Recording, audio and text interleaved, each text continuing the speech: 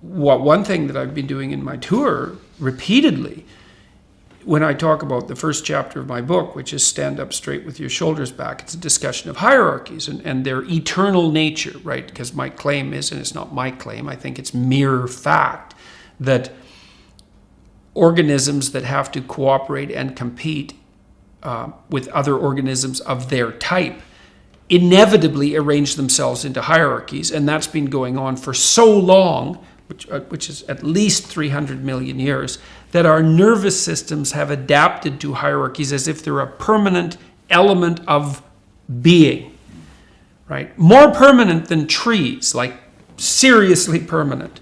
The most fundamental neurochemical, the one that regulates the entire brain, serotonin, is acutely sensitive to hierarchical distinctions.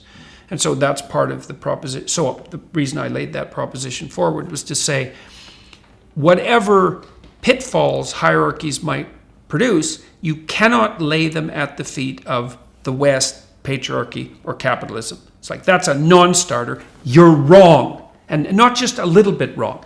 You're so seriously wrong that if you insist upon doing that, you won't even achieve your own aims. Because you're actually not grappling with the problem. The problem is, if hierarchies are a problem, which they are, the problem is way more serious than mere capitalism.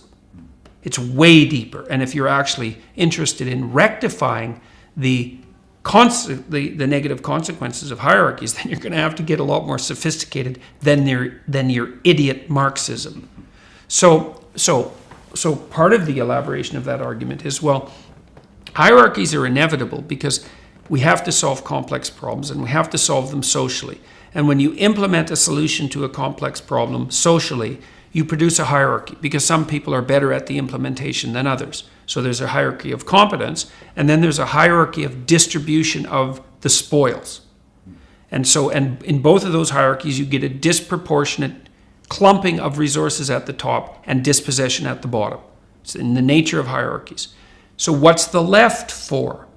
The left is to remind those who are benefiting from the hierarchies that the hierarchy comes at a cost. And the cost is the clumping of people at the bottom. And that's an eternal cost, and it's not trivial.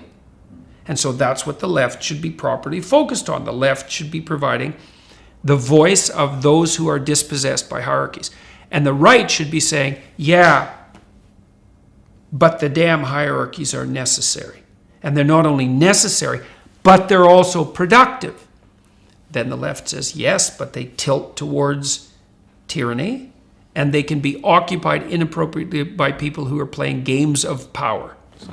Fair enough, the right has to take that into account. The hierarchy can rigidify and is likely to do that, and it can be taken over by people who are corrupt, and that's likely to happen. And so, but it's okay because the dialogue can work out. The right can say, well, yeah, we need the damn hierarchies and they need to be buttressed, and the left can say, yes, but they have to be maintained properly so they don't deteriorate and degenerate.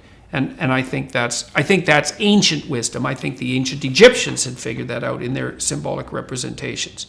So now, when the left goes too far, it does something like say, well, how about no hierarchies? It's like, no, how about not?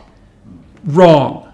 Because all that happens one of the things that happens if you flatten out the hierarchy is that you can't even organize your perceptions.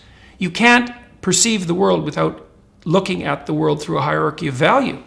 And because you can't perceive the world unless you make one thing more important than all the other things, because you don't even know what to look at.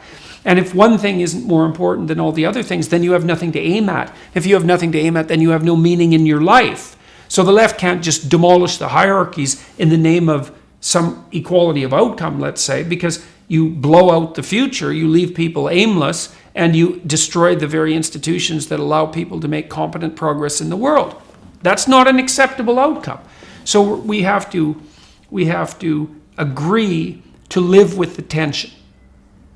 Necessity for hierarchies, the proclivity for them to pathologize, and the necessary voice of the left in speaking for the dispossessed.